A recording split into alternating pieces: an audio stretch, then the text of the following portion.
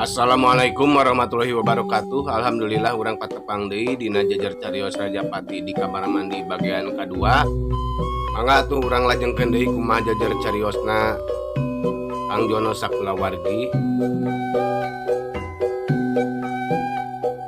Rajapati di kamar mandi. Wilujeng ada ngeukeun.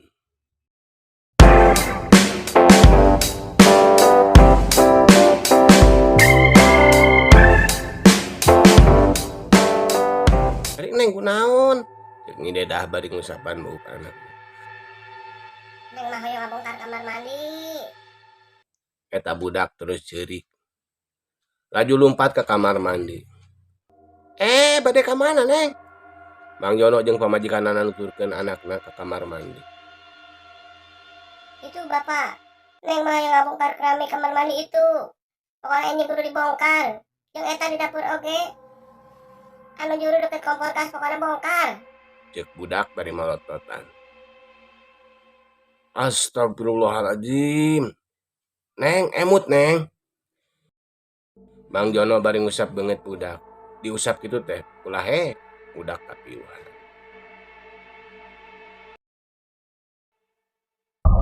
Keur kitu, ujug-ujug pamajikan Mang Jono ngagoak.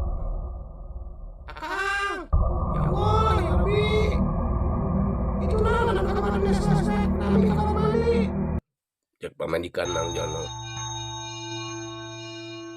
Reup Mang Jono peureum. Laju maca ayat kursi ditarikeun, menang 3 balen. Beres maca ayat kursi, dumadak cai anu siga getih teh ngaherangan deui. Les leungit. Keramik kamar mandi baseuh saperti biasa. Kageyang Mang Jono mangku anakna dibawa ka tengah imah. Laju diparancahan. Teu kungsi lila kulisik budak teh eling deui. Kabrug, ngarontok inungna bari ceurik jiga nu sieun lapisan. Mama, dede sieun. Aya teteh ngajak amu di kamar mandi sareng di dapur. Cek budak bari ceulik palidihan bangun anu sieunna. Teteh saha geulis? Teteh nu mana? Apaan di dieu mah mung urang tiluan? Cek indungna. Tenang bager, geulis. Apaan aya bapa sareng mama? Tong sieun. Mang Jono ngabebenyokeun anakna bari ngusapan sirah budak. Heuleut sawatara jongjongan nu tiluan keur ngareureuhan kareuwas di patengahan. Keur kitu kadenge aya nu uluk salam. Assalamualaikum. Punten. Suara awewe di luar bari ngetrokan panto. Waalaikumsalam. Antar saya ke dalam. Pamajikan Mang Jono cengkat aja mukakeun panto. Nyampak aya lalaki jeung awewe tengah tubuh keur ngajanteng. Punten Ibu. Bapak bade ka saha? Pamajikan Mang Jono nanya. Punten Neng. Dupi ieu res bumina Pak Kodir. Ceuk eta sema. Punten Bapak. Ieu mah rorompok abdi. Pak Kodir mah tos ngali 2 sasih kepengker. Abdi ngagaleuh ieu bumi ti anjeunna. Nembe aya sasasih kirang mah pinten. Dilebat atuh nyariosna yuk. Ceuk nyidedah bari ngajak asup. Sanggeus sasalaman, semah tuluy arasup laju dariuk. Nyidedah ka dapur nyokot susuguh. Punten Bapak, Ibu. Abdi mah asara reuwas. Dupi Ibu teh sahana Pak Kodir. Ceuk Mang Jono harita tuluy narek semah. Abdi teh sepuhna Neng Sinta. Padahal Pak Kodir. Tos 2 sasih, ieu pun anak teh aya wartos. Terakhir nelpon teh, saurna anjeunna hoyong dilongok. Tah, minggon kamari mah nyobian we ditelepon. Namun nomorna teu aktif wae. Teras ibu teh nelpon nununganana. Saurna pun anak teh kabur ti bumina. Ceuk eta semah ngajelaskeun duduk masalahna. Bapak. Geuning si teteh nu sok ngajak dede ka kamar ibak teh pamunteunna saperti si emak ieu. Ceuk budakna Mang Jono ngaharewos ka bapana. Ish, keng gitu. Mang Jono rada ngahulat. Tapi manehna bangun anu surti. pikirna langsung jalan nyambung-nyambungkeun kajadian anu tumiba ka manehna jeung anak. Katut kadatangan ieu 2 jalma. Punten ibu, bapak, manawi gaduh foto Neng Siti. Manawi we abdi kantos pendak katana piningal di mana. Bapak Neng Siti cangkat laju ngaluarkeun foto tina dompet. Jepret, foto teh dipotoan deui make kamera HP. Keur kitu ujug-ujug budak Mang Jono nyarita. Amah, mama. Si teteh anu sok ngajak amang teh sami pisan narayana sareng dunia foto. Cek budak Mang Jono. Tuluy ngaharewos deui ka bapana. Apa? Kumaha ieu? Geus tong loba omong. Bapak anu ngurus Pembal Jono. Sanggeus lila mikir, Jono akhirna kawas anu manggibong bolongan. Pok manehna nyarita deui. Bapak, ibu, punten ieu mah. Kumaha upami ayeuna urang ka kantor polisi, urang ngadamel laporan kehilangan anak, ceuk Mang Jono. Kumaha tuh? Bapak sareng emah mah dengan lalartos kana kitu teh cep. Nya wios, ayeuna ku abdi dijajabkeun sakantenan diuruskeun ku abdi. Oh, nuhun atuh cep, hatur nuhun pisan. Bapana Neng Sinta nganuhunkeun bari mamandapan. Sanggeus kitu mah dius Mang Jono katut kulawargana oge kolotna Neng Siti indit ka kantor polis. Laporan kehilangan diterima. Tapi lebah kejadian-kejadian mistik anu dialaman ku kulawargana, polisi tetap teu bisa narima. Sabab dianggapna di luar prosedur polisi. Akhirna Mang Jono ngajelaskeun sajalantrahna rundayaan kejadian anu tumiba ka kulawargana. Panungtungan polisi ngadatangan imah Mang Jono bari mawa anjing pelat. Sersan Agus, coba siapkan pasukan. Tim A, coba telusuri kepada tetangga sekitar mengenai nama Siti, pembantunya Pak Kodir. Cek Komandan Reserse. Laju anak buahna nalungtik kumaha kayaan terakhir Neng Siti. Euleut sawatara jongjongan, Sersan Agus geus kurumuy deui. Lapor Dan, berdasarkan keterangan para tetangga, mereka tidak ada yang melihat Siti 1 minggu sebelum yang punya rumah pindah.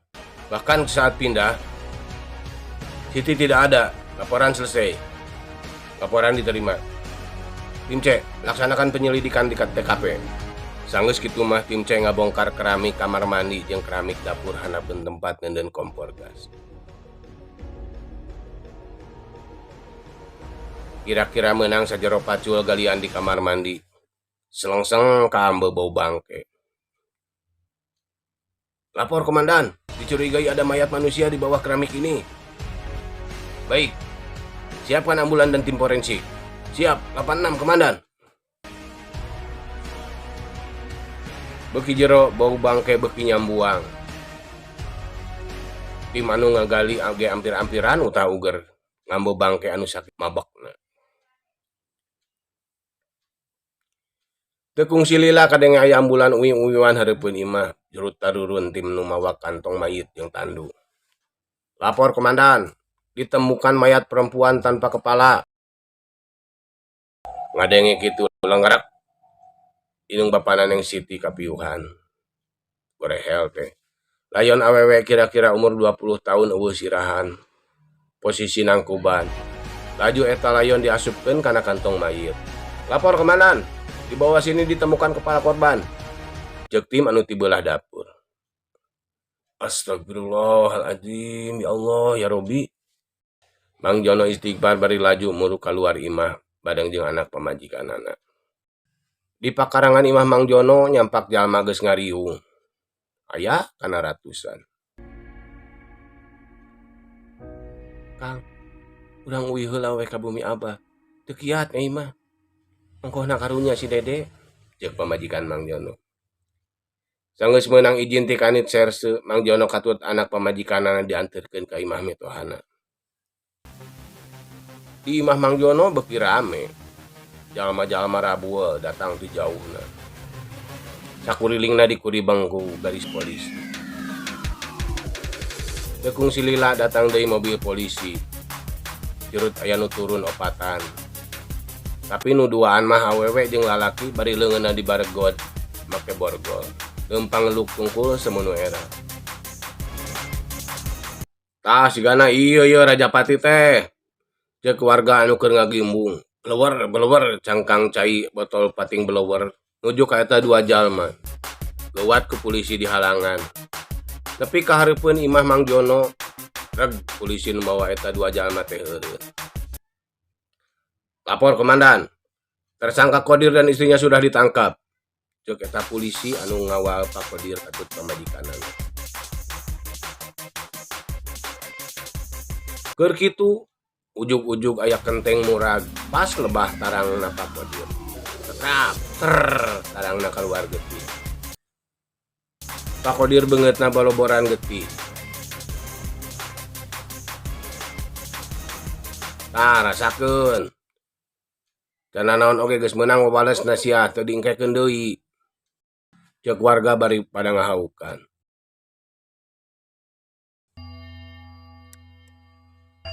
Beja cek beja majar cenah Neng Siti teh diperkosa ku dununganana. Pas ngabejakeun yen manehna reuneuh.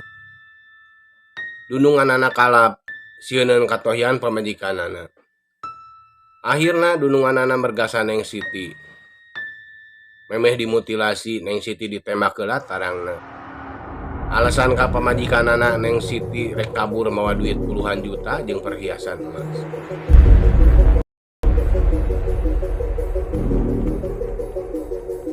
Padahal kabeh ukur rek kaperdaya, sangkan manehna aya alasan mateni Neng Siti.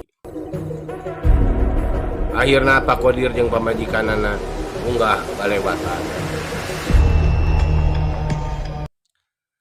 Sakitu nu kapihatur jajar carios Rajapati di kamar mandi yasana Kang Emon Surya Dilaga. Mugi ageng hapuntenna tina sanes kanten kakiranganana moh dina uwa maoskeunana. Atur nuhun kanggo perhatosanana, dibantos like videona, di subscribe channelna kanggo anutat. Billahi taufiq wa hidayah. Wassalamualaikum warahmatullahi wabarakatuh.